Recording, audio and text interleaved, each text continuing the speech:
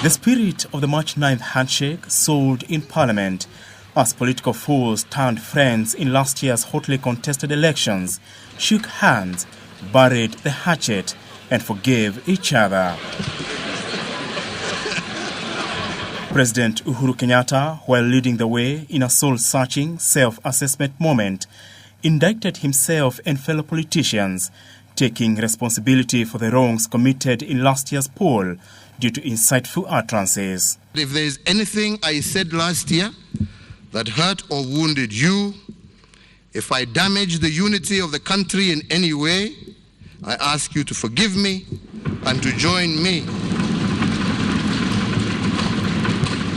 and to join me in repairing that harm. Deputy President William Ruto joined the president in the apology in his Twitter account, saying, in keeping with His Excellency's statement, I, William Samoei Ruto, unreservedly apologize to anyone offended or hurt in any way by what I have said or done at any time. Let's embark on building the bridges of friendship and unity. The apologetic speech was to be followed by a solemn pledge that the president said will bind all leaders, that never again shall Kenyans lose lives or property destroyed due to politics, while declaring an end to ethnic exploitation by politicians to achieve their ends. I want to be clear. Never again should a Kenyan life be lost for politics' sake.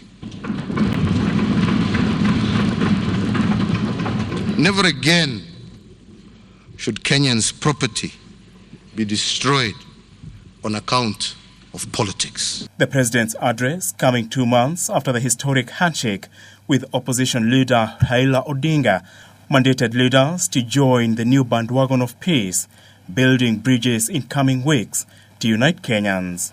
I pray that all of us will spend the days and weeks after this address repairing the bonds that frayed last year.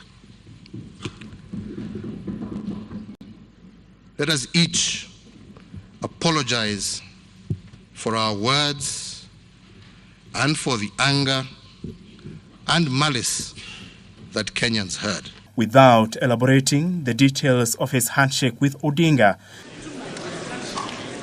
the president praised the opposition leader for his statesmanship.